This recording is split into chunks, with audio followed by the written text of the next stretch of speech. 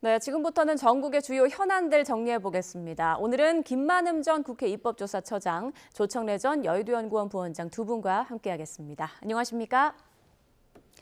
네, 오늘도 중국 상황부터 보겠습니다. 66년 만에 한자리에 모인 북중러 3국 정상, 화기애애한 분위기 속에서 연대를 과시하고 있는데요. 시진핑 주석은 전승 80주년 열병식 기념사에서 인류가 전쟁이냐 평화냐의 기로에 서 있는 상황이라고 강조했습니다. 이어서 트럼프 대통령의 반응까지 들어보시죠.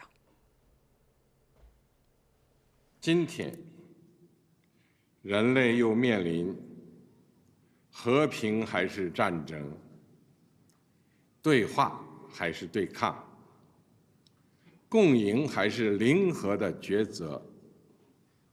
中国人民坚定站在历史正确一边，站在人类文明进步一边，坚持走和平发展道路，与各国人民携手构建人类命运共同体。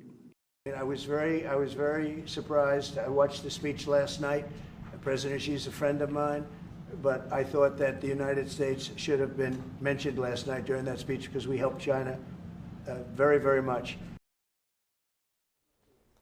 네, 시 주석의 말에 미국이라는 단어는 없었지만 누가 봐도 미국을 겨냥한 발언으로 들렸고요. 그리고 트럼프 대통령은 미국이 중국을 도왔다는 말을 왜 안 했냐라면서 불편함을 드러냈습니다. 기싸움이 느껴지는데요. 그렇습니다. 표현에서 여러 가지가 나왔죠. 평화냐, 전쟁이냐, 상생이냐, 제로섬이냐 이런 표현까지 했습니다. 만약에 후자로 지금 뭔가 대결 구도로 간다면 트럼프 체제를 상징하는 거고요. 꼭 서로 진영으로만 가는 것이 아니라 가능성을 남겨놨기 때문에 상생이나 대화, 뭔가 새로운 인류의 진보 이런 걸 얘기할 겁니다. 무엇보다 이번에 행사가 이제 전승절 80주년인데요. 일부에서는 연합국 당사자 시절은 모택동을 계승한 게 아니라 오히려 장개석 쪽을 계승한 것이기 때문에 이쪽 당사자가 아니지 않느냐 이런 얘기도 있긴 한데 어쨌든 간에 시진핑 2012년에 등장해가지고 지금 세계적으로 기운을 아주 키우고 있는 국면에서 반대쪽에는 트럼프가 등장한 시기에 이번에 대대적인 행사를 치렀습니다. 예, 자 이번 그 열병식 기념사 어떻게 들으셨습니까?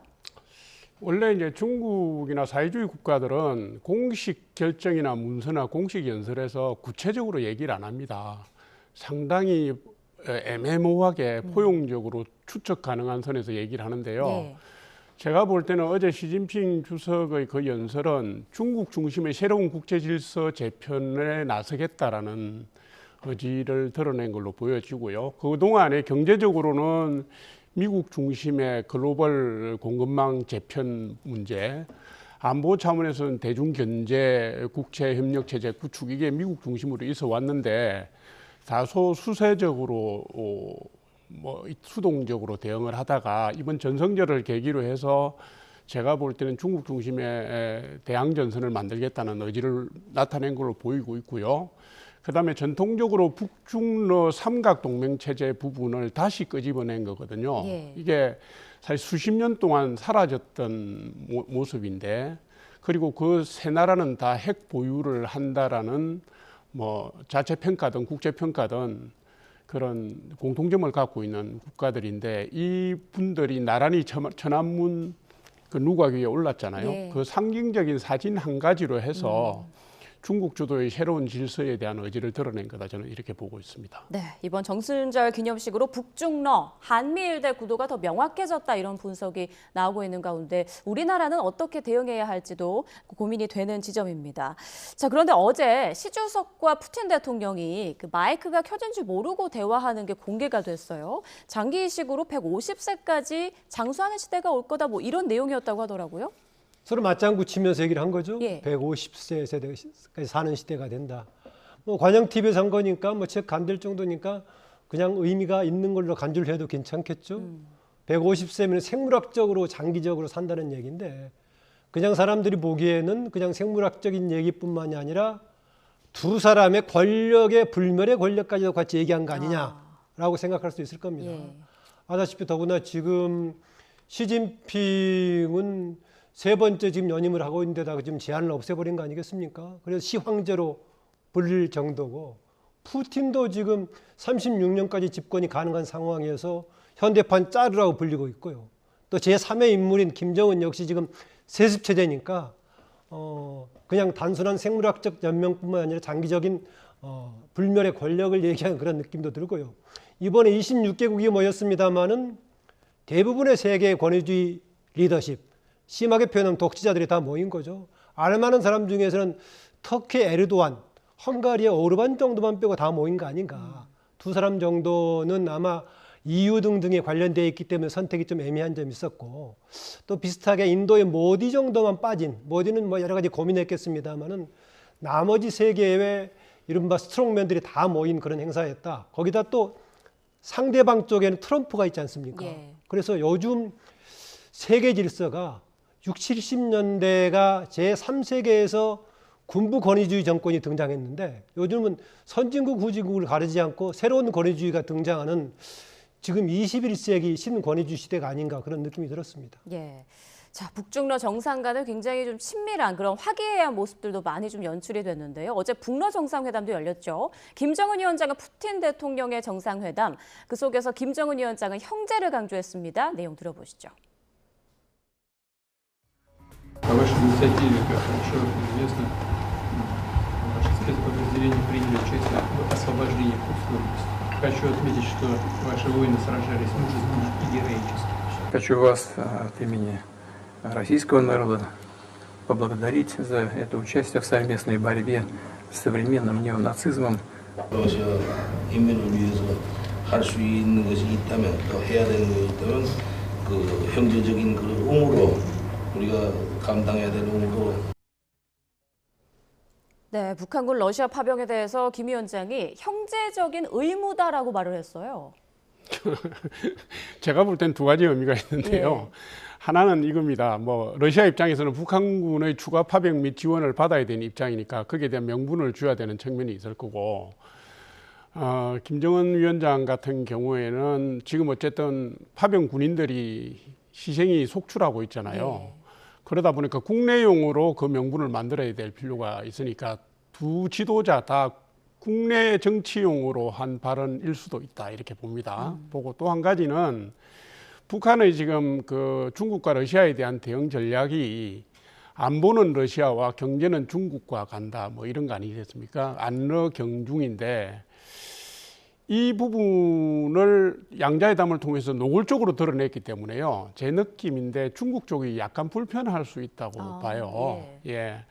중국은 중국이 주도하는 질서를 원하는 거 아니겠습니까? 그래서 북중러 3국의 정상회담이 안 열린 것도 대등한 관계에서의 3국 정상회담은 중국을 원하지 않을 거라고 저는 봐요. 그래서 지금까지도 그랬지만 북한이 러시아하고 가까워지는 부분에 대해서 경계심을 드러내고 있는 게 사실인데 그럼에도 불구하고 정치적, 국내 정치적, 국제 정치적 필요에 의해서 노골적으로 혈맹의 관계를 드러낸 장면 아닌가 저는 그렇게 보고 있습니다. 네, 오늘 북중 정상회담이 열릴 것이다 이런 관측이 많이 나오더라고요. 여기에서는 좀 어떤 부분을 주목하면 좋을까요? 지금 얘기했다시피 지금 러시아의 중국과의 관계는 트럼프에 대항하는 같은 동맹 관계이면서 경쟁 관계에 있는 상당히 북한으로서는 줄타기를 해야 되는 그런 상황 아니겠습니까? 조금 전에 이제 안보 관련을 러시아하고 하는, 그다음에 경제는 중국과 하는, 예전은 안미 경중해가지고 우리나라 문제가 중심이 됐었죠. 예. 그런데 이번에 이재명 대통령 미국 가서 그런 거 없다라고 이제 얘기했는데 대신 북한이 지금 그런 줄다리기를 하고 있는 상황입니다. 아무래도 뭐 이게 국제적인 외교이기 때문에 서로 간에 뭔가 이렇게 협의를 한다고 하더라도 어느 한 나라에게 뭔가 불편함을 주는 그런 결론을 내지 않는 두루뭉실하게 하면서 상호간의 협력은 강조하는 그런 게 될 겁니다. 아무래도 우리가 주목하는 바는 북한의 핵 문제에 관해서 어떻게 접근할 것인가라는 것인데 여기에 대해서는 구체적인 굳이 언급을 하지 않고 지나가지 않겠는가 그런 생각이 듭니다. 예. 자, 그리고 딸 주애에게도 관심이 쏠리고 있는데요. 이번에 김정은 위원장과 함께 중국을 방문한 딸 김주애. 하지만 베이징에 도착했을 때 이후로는 모습을 드러내지 않고 있는데요. 전문가들은 주애 곁에 새롭게 등장한 이 여성을 주목해야 한다고 말합니다. 화면으로 함께 보시죠. 네, 지난 2일 오후 전용 열차가 중국 베이징에 도착했을 때 모습입니다. 김정은 위원장 뒤로 딸 주애, 흰 옷 입은 최선희 외무상 보이는데 그 다음으로 보이는 검은 재킷의 여성은 누구일까요? 그럼 김주애의 수행원으로 보여져요. 최측근 거리에서. 그러면 예. 우리가 알고 있었던 현송월 아니고 김여정 고모 아닌 거죠 지금. 네. 그럼 김주애만 담당하는 이제 시스템이 갖춰진 거라고 따로 보는 거죠. 이렇게. 내부 행사에서는 노출이 안 됐던 인물이거든요. 저 인물은 제 처음으로, 그러니까 북한 고위직은 아니에요. 상당히 젊거든요. 눈여겨 봐야죠. 네, 그러니까 김주애를 밀착 수행하는 인물일 가능성이 높다는 건데 후계자 수업에 돌입했다는 가능성에 무게가 실리는 대목입니다. 이처럼 딸 주애가 차기 지도자로 부각되고 있는 상황에서 김 위원장의 동생 김여정 부부장이 어제 기념 오찬에 참석해 또 눈길을 끌었는데요. 흰색 블라우스에 자주색 재킷을 입고 재킷에는 북한 노동당을 상징하는 망치, 낫, 분 문양의 배지를 착용했습니다. 오찬 리셉션이 끝난 뒤에도 김여정의 밀착 수행이 이어졌는데요. 푸틴의 전용차 아우르스 앞에서 서로 상승에 앉으라고 손짓하는 푸틴 대통령과 김정은 위원장, 뒤이어 급히 걸어오는 김여정 부부장까지 이렇게 세 사람이 한 차를 타고 북러 정상회담장으로 이동했습니다.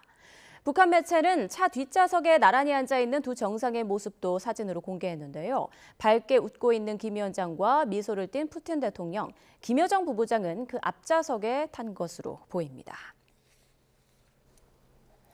자, 무엇보다 지금 김주애의 모습이 도착 때 이후로는 계속 안 보이고 있어요. 어떤 역할을 할지, 앞으로는 나타날지 어떻게 보십니까? 당장은 북한의 권력의 중심이 활동하는 건 아니고 지금 후계로 짐작하는 거 아니겠습니까?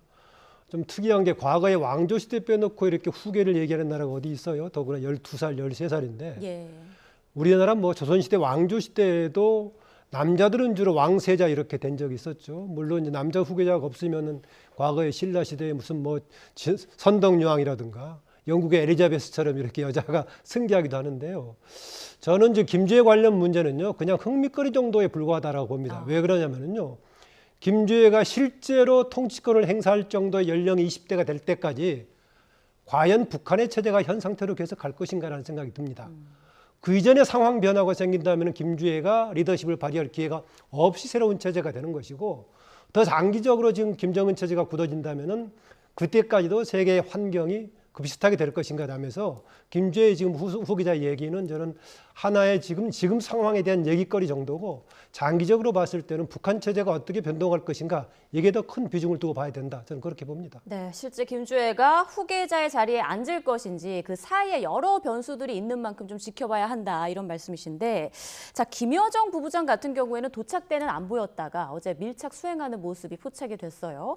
그런데 김여정 부부장 앞서 지난달 이재명 대통령을 향해서 역사를 바꿀 위인이 아니다, 이런 성명을 발표하기도 했잖아요. 지금 북한에서 김여정 부부장의 입지 그리고 앞으로의 역할 좀 어떻게 예상하십니까? 그러니까 단기적인 부침은 있을 수 있는데요. 쭉 장기적으로, 중장기적으로 볼 때는 큰 변동이 없습니다. 없고, 예를 들면 사회주의 국가들, 특히 중국과 북한 같은 경우에는요, 최고 지도자의 배우자라고 하더라도 공식적인 직함이 없으면 특별한 경우를 제외하고는 무대 위로 오르지 않습니다. 예. 그래서 김주애 같은 경우는 지금 공식 직함이 없는 상황이기 때문에 아마도 후계 구도로 가든 안 가든 비공식적인 일정을 소화하고 있을 거고요. 아마 중국 내에서 자신을 뭐 소개하는 정도의 일정을 하고 있을 걸로 보여지는데, 김여정 같은 경우에는 북한의 노동당의 선전선동부 부부장입니다. 그리고 최고인민회의 국무위원이기 때문에 실제로는 직급으로 보면 우리나라의 차관급 이상의 요직을 차지하고 있고, 더더군다나 최고 지도자의 여동생이기 때문에 근접 수행이 가능한 상황입니다. 그래서 지금까지의 역할과 크게 다르지 않게 아마도 북한의 최고 지도자 측근 보좌는 아무나 할 수가 없지 않겠습니까? 그렇죠. 그래서 그 역할이나 이 부분은 커질 것 같고요. 그리고 아무래도 선전선동부 부부장으로서의 직책과 관련해서 북한의 고위직 인사들이 우리에 대한 메시지를 내는 것보다는 격을 낮춰서 저 사람을 쓰는 것 같은데, 그런 의도도 앞으로 계속 지속될 수 있다. 저는 오히려 역할이 강화되면 되지 당분간 뭐 축소되지는 않을 거다, 이렇게 봅니다. 네, 또 하나의 관심사가 우원식 국회의장이 어제 그 열병식 참관 전에 김정은 위원장과 악수를 한 것으로 전해지잖아요.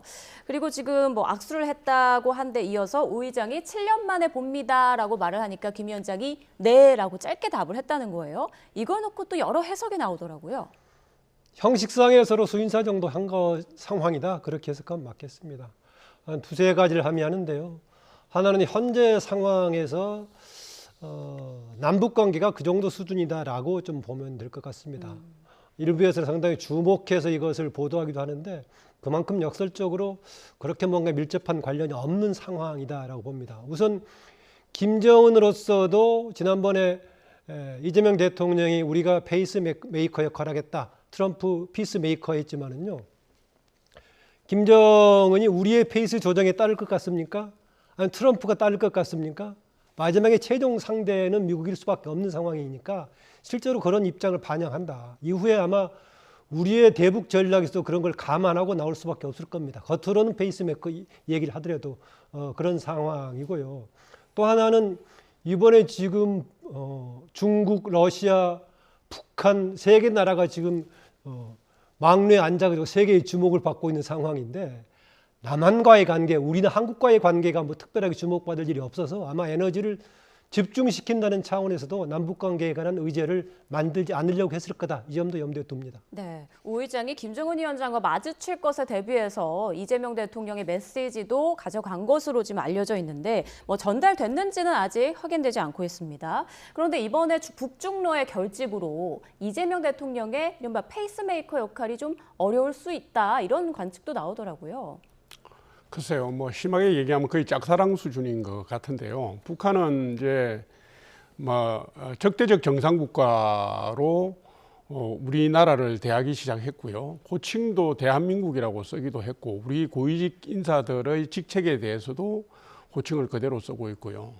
그러니까 근데 문제는 단서가 적대적이라는 거기 때문에 뭐 이 전략이 바뀌지 않는 이상은 뭐 관계 개선이 된다든가 지금 이재명 정부가 원하고 있는 식의 뭐 테이블이 만들어질 것 같지는 않습니다. 않고 있고, 그리고 북한이 러시아하고 밀착하면서 또 중국하고 삼각동맹으로 다시 엮이면서 아마 중국과 우리 관계도 중국 입장에서는 그 미국 중심의 질서에서 우리를 자꾸 분리시키고 싶어 하겠지만 지금 보시는 것처럼 우리 처지가 그렇게는 안 되잖아요. 안 되다 보니까 지금 이재명 대통령이 그리고 있는 구상은 제가 볼 때는 단기적으로는 뭐 관철되기 어렵다. 이런 국면이 상당히 갈 거다 이렇게 봅니다. 예. 오늘도 중국에서 김정은 위원장의 또 여러 행보 일정이 있을 것 같은데요. 관련 소식 들어오면 또 속보로 전해드리도록 하고요. 국내 정치권 상황 좀 보겠습니다. 국내 정치권 시끌시끌합니다. 이틀 전 법사위에서 나경원 국민의힘 의원의 간사 선임 안건을 놓고 여야가 한바탕 크게 충돌했었죠. 이 과정에서 나온 나 의원의 이른바 초선 발언에 대해서 정치권에서 언쟁이 끊이질 않고 있습니다. 먼저 이틀 전 상황부터 함께 보시죠. 초선은 가만히 앉아 있어. 아무것도 모르면서 앉아 있어. 이에 대해서 민주당 초선 의원들이 들고 일어났습니다. 어제 국회 로텐도홀에서 나 의원의 초선 의원 비하 발언을 규탄하는 기자회견을 열고 윤리위에 제소하겠다고 밝혔는데요. 나 의원 불과 1년 전에는 초선 의원들을 향해 정반대의 목소리를 낸 적이 있습니다. 들어보시죠. 우리 초선 의원님들 하면요, 늘 개혁의 상징이고 소신의 상징이 되어야 됩니다. 저는 우리 초선 의원님들이 소신에 따라 개혁적으로 활동하실 수 있는 장을 펼쳐드리려고 이번에 전당대회에 출마했습니다. 다시 한번 축하드리고 표도 좀 부탁드립니다. 네, 작년 6월 국민의힘 전당대회를 앞두고 초선은 소신의 상징이라며 한 표를 부탁하더니 이제는 가만히 있으라니 180도 말을 바꿨다는 지적이 나오는 건데요. 이런 가운데 서울대법대 82학번 동기인 조국 원장과 나경원 의원이 때 아닌 아부설전을 벌였습니다. 조 원장은 어제 경북 구미와 경북에서 열린 대구에서 열린 당원 간담회에서 나 의원을 겨냥해 당대표를 하고 싶어 윤석열, 김건희에게 머리 숙이고 아부했다며 초선 발언도 권위주의적이고 부적절하다라고 비판했는데요. 이에 나 의원은 SNS를 통해 조 원장이 말했듯 돼지 눈에는 돼지만 보인다며 이재명의 머리 숙이고 아부해 감방을 탈출한 것이냐 본인의 경험담인가라고 받아쳤습니다. 네, 초선 발언의 아부 설정까지 이 상황 어떻게 보십니까? 두 가지 엮여 있는데요. 먼저 지금 법사위에서 간사 문제는요. 추미애 위원장이 좀 과도하게 견제하는 의미여서 일단 제동을 걸었던 것 같습니다. 그건 추미애 위원장이 과했다고 보이고요. 그 다음에 초선 의원 가만히 있어라고 했던 것은 나경원 의원 전적으로 잘못이죠. 지금 나경원 의원과 국민의힘이 무기력한 상황에서 폭발했던 말 같습니다. 그것은 본인이 그렇게 함부로 했던 것은 좀 사과해야 될 것 같습니다. 그래서 지금 특히 민주당 중심으로 범여권의 초선 의원들이 지금 이제 문제를 제기하고 있는데 저는 이 시기에 역대 초선 의원들의 역할을 다시 한번 좀 돌아보고 싶습니다. 역대 보면 초선 의원들은 두 가지 역할을 동시에 했습니다. 하나는 당의 전면에서 몸싸움하는데 뭔가 돌격대 역할을 하는 것하고 또 한편으로는 당의 뭔가 관성화된 문제를 개혁하는 역할을 했습니다. 그런데 요즘 여야를 막론하고 특히 집권당의 경우에는 초선 의원들이 당 내부의 문제, 관성화된 문제를 제기하는 개혁의 역할보다는 돌격대 역할만 좀 많이 하는 것이어서 아쉬운 좀 느낌이 듭니다. 어쨌든 간에 종합적으로 봤을 때 그런 느낌이 들고 조국 전 대표와 지금 나경원 의원 간의 두 사람의 설전은 서로 과장된 것이긴 하지만은 두 사람이 안고 있는 문제를 국민들 앞에 서로 잘 노출시켜주고 있다. 국민들이 잘 보고 평가할 거다라고 생각합니다. 네, 그러니까 먼저 추미애 법사위원장이 좀 잘못한 부분이 있는데 나 의원의 초선 발언이 그 문제를 좀 덮은 격이다 이렇게 볼 수 있을까요? 뭐 쟁점이 그쪽이 뭐 바뀌어버린 것이죠. 예. 바뀌었는데 조금 전에 지적했다시피 뭔가 지금 그건 지적할 수 있지만은 보통 때 같으면은 좀 차분차분하게 했을 건데. 지금 여러 가지 답답한 상황에서 막 튀쳐나오다 보니까 반말도 섞이고 좀 그렇게 나온 것 같습니다. 나 의원이 사과해야 한다고 보세요? 일단 초선은 가만히 있으라 그 발언은 부적절했다고 저는 봅니다. 보는데 그게 맥락을 다 잘라서 그것만 부각시키는 건 안 돼요. 여야가 간사를 지명하는 문제를 가지고 이렇게 설전을 벌인 적이 없습니다. 보통 3선 정도 하는 법사위원장을 6선인 추미애 의원으로 앉혀놓고 그렇게 앉은 추미애 위원장이 국민의힘에서 선임한 간사를 가지고 시비를 거는 거는요. 이는 듣지도 보지도 못한 내용입니다. 그 부분에 대한 항변을 하는 과정에서 조국 혁신당이라든가 민주당 초선 의원들이 그거하고 상관없는 문제를 들고 나오니까 내란이 어떻고 무슨 뭐 패스트트랙 사태 때 뭐 피의자로 재판받고 있는데 법사위원이 맞느냐 이렇게 얘기하니까 그 설전이 오가는 상황에서 그걸 논리적으로 풀어서 얘기를 할 시간이 없잖아요. 그러니까 튀어나간 게 모르면 좀 가만히 계시라 이 소리를 하는 가운데 초선이란 글자가 들어간 것 같은데 이거는 뭐냐 하면 무슨 국회의원의 품위를 떨어뜨린 것도 아니고요. 다 사람이 하는 겁니다. 민주당도 알고 혁신당도 압니다. 근데 물고 들어가는 거죠. 왜냐하면 나경원 의원 간사 임명하는 거를 한 달이고 두 달이고 꺾고 싶으니까 지금 이렇게 판을 뒤집어 놓는 겁니다. 이거는 법사위원회를 무리하게 끌고 간 추미애 의원의 잘못이 저는 크다고 보고요. 부적절한 언행을 한 나경원 의원은 그 부분에 대해서는 성찰을 해야 된다 이 말씀 드립니다. 그리고 조국 원장이 구미에 가서 갑자기 시도 때도 갑자기 무슨 맥락인지 모르겠는데 대학 동기 나경원 의원을 물고 들어갔어요. 저는 이렇게 봅니다. 이분이 언론의 주목을 받는데 기재인 것 같아요. 조국 혁신당 당원 모아놓고 간담회 하는데 아무도 언론이 주목을 안 합니다. 그런데 자기 대학 다닐 때도 꽤 친했다고 그래요. 친한 친구였던 나경원 의원을 물어뜯습니다. 그러니까 갑자기 이게 언론의 중심으로 확 올라왔고요. 물린 사람 가만히 있을 수 없으니까 SNS에 나경원 의원이 답을 올렸으니까 이게 그럴듯한 기사거리가 돼버린 겁니다. 근데 사실은 내용을 보면요. 제가 볼 때 눈살이 찌푸려지거든요. 아부가 주제잖아요. 다 정치 지도자로서 해가는 분들이 국민들한테 좀 좋은 모습 보이면 안 되겠습니까? 진짜 답답합니다, 저는. 자, 일단 나경원 의원의 그 초선 발언이 본질을 좀 덮었다 이런 논평 두 분 다 해주셨는데 오늘 법사위에서도 무척 소란스러운 상황이 벌어졌습니다. 화면 잠깐 보고 오시죠. 국회법과 국회법의 정신을 이렇게 무시하는 것을 보면서 이것이 바로 의회 독재구나 하는 생각을 했습니다. 위원장께서 마음대로 간사 선임안을 안 올려주십니다. 이거 일반 반장 뽑는데 왜 2반 반원들이 뭐라고 합니까? 이 진술인들에 대해서 의원님도 검찰 개혁과 관련한 공청회입니다. 제가 진술인들을 상대로 해서 질의해 주시기 바랍니다. 나경원 의원님, 의제를 벗어난 발언은 이따가 하십시오. 신상 발언 시기에.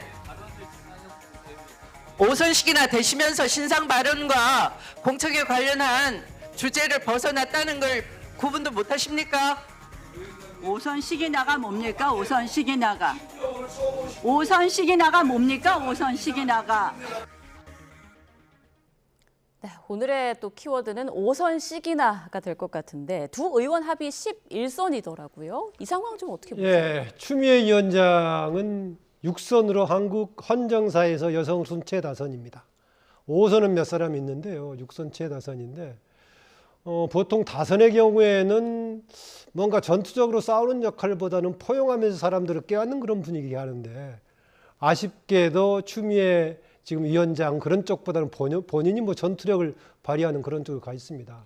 추미애 위원장 과거에 이제 당 대표도 했었고 또 나경원 의원도 5선이면서 원내 대표도 했던 아주 뭐 당에서는 최고의 중진급에 있는데 요즘에 우리의 정치가 진영으로 갈라져서 거의 전쟁 수준으로 싸우고 있는데 다선들이 만났기 때문에 이런 걸 좀 껴안는 새로운 뭔가 포용하는 새로운 모습을 보여주면 좋을 건데 오히려 전투의 선봉에 서는 모습이어가지고 안타깝습니다.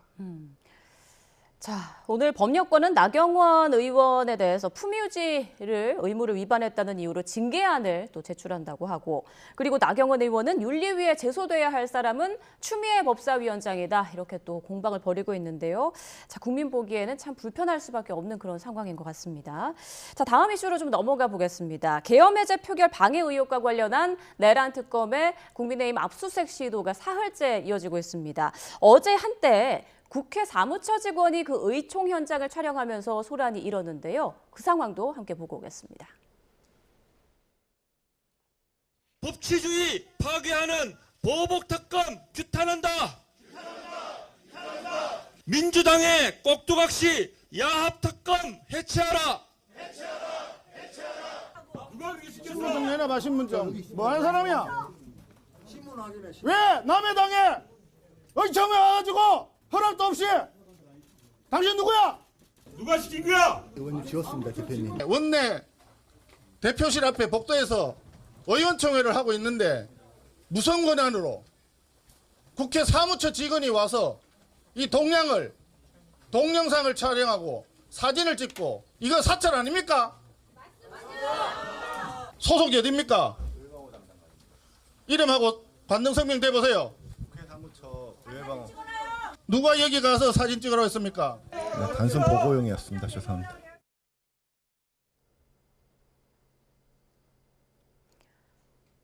네, 지금 영상 보시는 중에 조금 전 내란 특검 관련 속보가 들어왔습니다. 특검팀에서 국민의힘에 대한 압수수색이 현재 협의가 진행 중이다라고 밝혔습니다. 아직까지 협의는 이루어지지 않고 있는 것 같고요. 임의 제출은 고려하지 않는다면서 법 절차를 위해 협의하겠다라고 특검에서 밝혔습니다.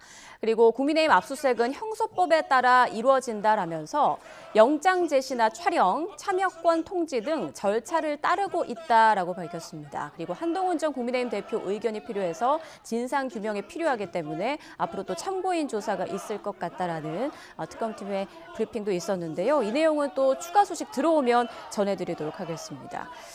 자, 국민의힘 하루도 좀 조용할 날이 없는 것 같습니다. 일단 압수수색 시도가 끝날 때까지 무기한 농성에 들어간다는 거죠. 지금 그 특검이 상당히 무리하고 있는 건 맞고요. 얻고자 하는 게 뭔지를 모르겠는데 원내 대표실하고 원내 행정국하고 그다음에 당직자들 압수수색을 한 것 같은데 지금 들리는 바로는 당직자 압수수색할 때 영장 제시도 없었고 변호사 대동도 요청도 묵살했다고 합니다. 지금 아마도 지금 특검이 하고 있는 거는요. 뒤져보다가 별건이라도 나오면 뭐 어떻게 수사를 넓혀가겠다 그런 의도인 것 같아요. 원내대표실에 예를 들어서 추경호 전 원내대표가 특검의 주장대로 혐의점이 있다고 하더라도 그것은 아마도 전화로 관련된 뭐 통화를 했으면 통화 내용이 뭔지 그 안에 실질적으로 계엄 해제 방해 내용이 있었는지 단순 상황을 물어볼 수도 있지 않습니까? 예를 들면 총리실이나 대통령실에서 물어볼 수도 있거든요. 근데 특검이 이 부분을 소명할 자신이 없으니까 일단 치고 들어가서 흔들어 보겠다라는 건데 그건 맞지가 않고요. 압수수색을 뭐 의원실이라든가 원내대표실, 지금 원내대표 바뀐 지가 언젠데 가서 하겠다는 건 말이 안 되고, 더더군다나 뭐 작년 3월에 인지한 정황이 있다고 그러는데, 아시다시피 계엄선포와 관련된 부분은 보안을 지키느라고 김용현 장관 외에 뭐 몇 사람이 알지도 못한 내용을 원내대표가 되기 전에 평의원이었던 추경 의원이 원내대표 되기 2개월 전부터 뭐 안 걸로 보인다는 얘기를 풀고 있잖아요. 이게 특검이 왜 이런 짓을 합니까? 그러니까 야당 탄압이라는 얘기를 듣고요. 야당 말살이라는 얘기를 듣는 겁니다. 수사에 대해서 의문점을 제시할 수 있는 빌미를 특검이 계속 주고 있기 때문에 야당 국민의힘 입장에서는 절대로 용납할 수 없는 겁니다. 끝까지. 자, 마침 지금 추경호 의원이 긴급 기자간담회를 진행하는데요. 현장 연결해서 어떤 말 하는지 들어보시죠. 어제 특검에서 정말 뜬금없는 이 얘기를 제가 듣고 저 자신도 황당하고 놀랐습니다. 지난해 24년 3월부터 계엄 논의가 진행이 됐었는데 그때부터 제가 계엄 논의를 인지했을 가능성이 있다. 그러면서 여러 가지를 살핀다. 이렇게 이야기를 하길래 어제 제가 SNS를 통해서 입장을 말씀드렸습니다마는 24년 3월은 제가 원내대표도 아니고 평의원이었을 뿐만 아니라 총선을 한 달여 앞두고 있는 시점에 저는 제 지역구인 대구 달성군을 새벽부터 밤까지 구석구석을 누비던 그런 시점이었습니다. 최소한 수사기관 특검에서 그런 이야기를 하려고 하면은 구체적인 정황 증거라도 확보를 하고 제시를 하면서 그런 의혹을 제기를 해야 하는데 뜬금없이 비상계엄 논의가 있었다 하는 다른 쪽의 정황을 두고 저를 얽어 넣어서 발표를 한다는 데 대해서는 심히 유감스럽게 생각합니다. 그런 얘기를 하려고 하면은 최소한 특검에서는 그런 소설이나 억측, 추측에 의해서 얘기를 할 것이 아니라 증거를 제시를 해야 했습니다. 그러니까 네, 추경호 전 국민의힘 원내대표 지금 특검의 압수수색과 관련해서 입장을 밝혔습니다. 특검 지난해 3월에 추경호 의원의 계엄 논의 인지 가능성을 바탕에 두고 지금 수사를 하고 있는데 당시에는 원내대표가 아닌 평의원이었다면서 자신의 지역구인 대구 달성군을 누비고 있었다. 그리고 특검이 구체적 정황 증거 없이 의혹을 지금 제기하고 있다라면서 불만을 표했습니다. 관련해서 또 특검의 입장이 나오면 소식 전해드리겠습니다. 자, 지금까지 김만흠 전 국회 입법조사처장, 조청래 전 여의도연구원 부원장과 함께 전국 상황 짚어봤습니다. 고맙습니다.